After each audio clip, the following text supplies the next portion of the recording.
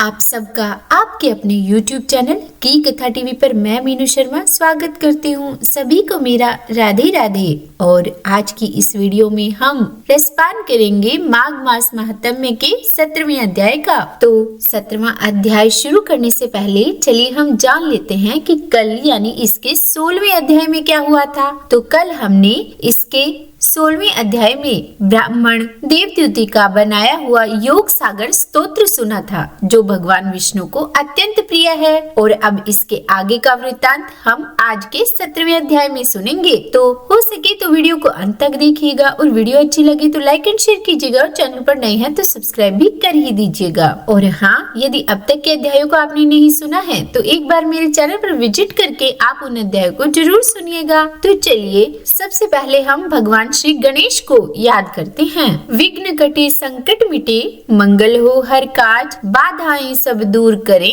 हे गणपति महाराज। और अब हम 17वां अध्याय शुरू करते हैं। लोमस ऋषि के श्री मुख से वेदद्युति का कहा हुआ भगवान विष्णु के लिए योग सागर स्तोत्र को सुनकर ब्राह्मण देवनिधि कहने लगे कि हे लोमस ऋषि, मैं धन्य हुआ इस महान स्तोत्र को सुनकर। अब कृपया मुझे पिशाच मोक्ष की कथा भी सुनाइए। तब इस पर लोमस ऋषि बोले कि ठीक है, ध्यान से सुनो। जिस पिशाच को देवद्युति ने मुक्त किया वह पहले द्रविड़ नगर में चित्र नाम वाला राजा था। वह बड़ा शूरवीर, सत्यपरायण तथा पुरोहितों को आगे करके यज्ञ आदि करता था। दक्षिण दिशा में उसका राज्य था और उसके कोष धन से भरे हुए थे। उसके पास बहुत से हाथी, घोड़े और रथ थे, और वे अत्यंत शोभा को प्राप्त होते थे। वह बहुत सी स्त्रियों के साथ क्रीड़ा करता था और अनेक यज्ञ भी उसने किए थे। वह नित्य अतिथियों की पूजा करता था और शस्त्र विद्या में भी निपुण था। ब्रह्मा, विष्णु, महेश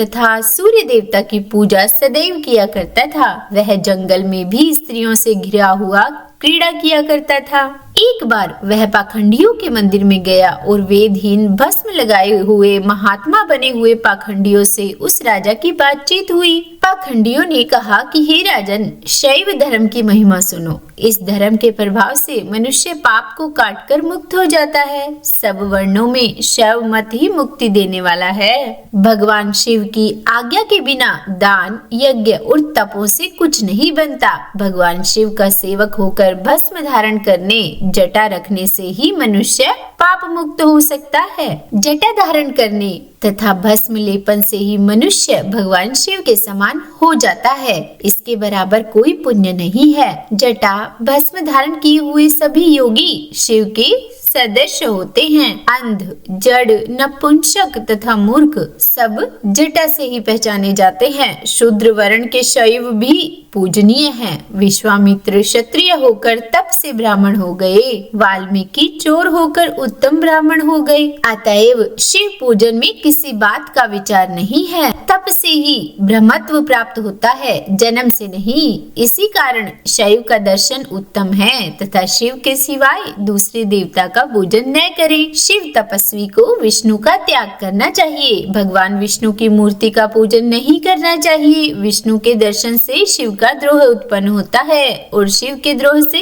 रौरवादी नरक मिलते हैं। इसीलिए इस भव सागर से पार होने के लिए भगवान विष्णु का नाम भी नहीं लेना चाहिए। शिव भक्त होकर हमेशा शिव से ही प्रेम करना चाहिए। वह व्यक्ति जो भगवान शिव से प्रेम करता है वह कैलाश में वास करता है, इसमें कुछ और संदेह नहीं है। इस धर्म का पालन करने वालों का कभी भी नाश नहीं होता। उस पाखंडी के ऐसे वचनों को सुनकर राजा ने मोह में आकर उनका धर्म ग्रहण कर लिया और वैदिक धर्म को त्याग दिया। वह श्रुति, स्मृति और ब्राह्मणों की निंदा करने लगा। उसने अपने घर के अग्निहोत्र को बुझा दिया और धर्म के कार्य बंद कर दिए। भगवान विष्णु की निंदा और वैष्णवों से द्वेष करने लगा और बोला कि कहाँ है विष्णु, कहाँ देखा जाता है, कहाँ रहता है, किसने देखा है। और जो लोग नारायण का भजन करते थे उनको दुख देता था। पाखंडियों का मत ग्रहण कर राजा वेद, वैदिक धर्म, व्रत, दान और दानियों को नहीं मानता था। अन्याय से दंड देता। वह कामी राजा सदा स्त्रियों के समूह से घिरा रहता और क्रोध से भरा रहता। गुरु तथा पुरोहितों के वचनों को नहीं मानता था और पाखंडियों पर विश्वास करता हुआ उनको गांव, हाथी, घोड़े और स्वर्ण आदि देता था। उनके सब कार्यकर्ता भस्म धारण करता और मस्तक पर जटा रखता था। जो कोई भगवान विष्णु का नाम लेगा उसे मृत्यु दंड दिया जाएगा। यह ढिंढोरा उसने पूरे राज्य में पिटवा दिया था। उसके भय से ब्राह्मणों तथा वैष्णवों ने उस देश को छोड़ दिया और दूसरे देशों में चले गए। सारे देशवासी केवल नदी के जल से जीते थे। जीविका से दुखी होकर वृक्ष आदि नहीं लगाते थे, न ही खेती बाड़ी करते थे। प्रजा अन्न के अभाव से गला सड़ा अन्न भी खा लेती थी। आचार विचार अग्नि क्रिया सबको छोड़कर काल रूप की तरह वह राजा शासन करता था। और फिर कुछ समय बाद उस राजा की मृत्यु हो गई और वैदिक रीति से उसकी क्रिया भी नहीं की गई। उसे यमदूतों के द्वारा अनेक प्रकार के दुख दिए गए। उसे कहीं लोहे की कीलों पर से चलना पड़ा तो कहीं जलते अंगारों पर। जहाँ सूर्य अति तीव्र था और न कोई छाया का वृक्ष था वहाँ चलना पड़ा। वो कहीं लोहे की डंडों से पीटा गया तो कहीं बड़े बड़े दांतों वाले भेड़ियों और कुत्तों से काटा गया। इस प्रकार दूसरे पापियों का हाहाकार सुनता हुआ वह राजा यमलोक में पहुंचा। वह राजा पहले तो तामिश्र नामी नरक में गया, फिर अंधतामिश्र नरक में गया जहाँ पर वो अति दुखों को प्राप्त हुआ। फिर महारौरव, फिर कालसूत्र नामी महानरक में गया और फिर वो मूर्छा को प्राप्त हो गया। मूर्छा से चेतना आने पर तापन और संप्रतापन नाम के नरक में गया। अनेक दुखों को भोगता हुआ वह प्रताप नाम के नरक में गया और उसके बाद काकोल, कुड़पल, पूर्व मृतिका, लोहन शंकु, मृजीप आदि नरकों में होता हुआ 80 पत्र वन में पहुंचाया गया और फिर लोहधारक आदि नरकों में गिराया गया।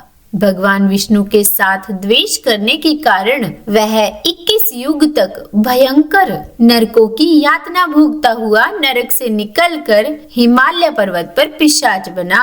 उस वन में वह भूखा और प्यासा फिरता रहा। उसको मेरु पर्वत पर भी कहीं खाने को नहीं मिला, न तो भोजन मिला और न ही पीने को जल मिला। एक समय वह पिशाच घूमता हुआ पलुत प्रस्थवर्ण नाम के वन में जा निकला। भेड़े के वृक्ष के नीचे वह दुखी होकर हाय मैं मरा ऐसे शब्द जोर जोर से पुकारने लगा और कहने लगा कि भूख से दुखी मेरे इस जन्म का कब अंत होगा। इस पाप रूपी समुद्र में डूबते हुए मुझको कौन सहारा देगा। ऐसा कहते हुए बड़ा भारी संताप करता हुआ जोर जोर से रोने लगा। उसके बाद लोमस ऋषि कहने लगे कि उसी स्थान पर देवद्युति का आश्रम था। वेद पाठ करते हुए देवद्युति ने उन दुख भरे वचनों को सुना और वहां पर आ गया जहां पर से रोने की आवाज आ रही थी। वहां पर उसने एक पिशाच को देखा जिसकी लाल डरावनी आंखें, दुर्बल शरीर, काले काले ऊपर खड़े बाल, विकराल चेहरा, काला शरीर, लंबी सी जीभ बाहर निकली हुई, लंबे होंठ, लंबी जांघें, लंबे लंबे पैर, सूखा चेहरा, आंखों में पड़े गड्ढे वाले पिशाच को देखकर देवद्युति ने उससे पूछा कि तुम कौन हो और ऐसी करुणा से क्यों रोते हो। तुम्हारी यह दशा कैसे हुई और तुम्हारा मैं क्या उपकार करूं। मेरे आश्रम पर आने वाला कोई भी प्राणी दुखी नहीं रहता और वैष्णव लोग आनंद ही करते हैं। सो हे भद्र, तुम अपने इस दुख का कारण जल्दी कहो, क्योंकि विद्वान मनोरथ पाने के लिए विलंब नहीं किया करते। तो बोलिए विष्णु भगवान की जय। यह था माघ मास महात्म्य का 17वां अध्याय और इसके आगे क्या हुआ यह हम जानेंगे कल, यानी कि इसके 18वें अध्याय में। तो अगर कथा सुनने में अच्छी लगी हो तो वीडियो को लाइक एंड शेयर कीजिएगा और चैनल पर नए हैं तो सब्सक्राइब भी कर ही दीजिएगा। और हाँ, हर समय, हर पल, हर सांस के साथ प्रेम से, मन से और भाव से जाप करते रहिए। राधे राधे, राधे राधे।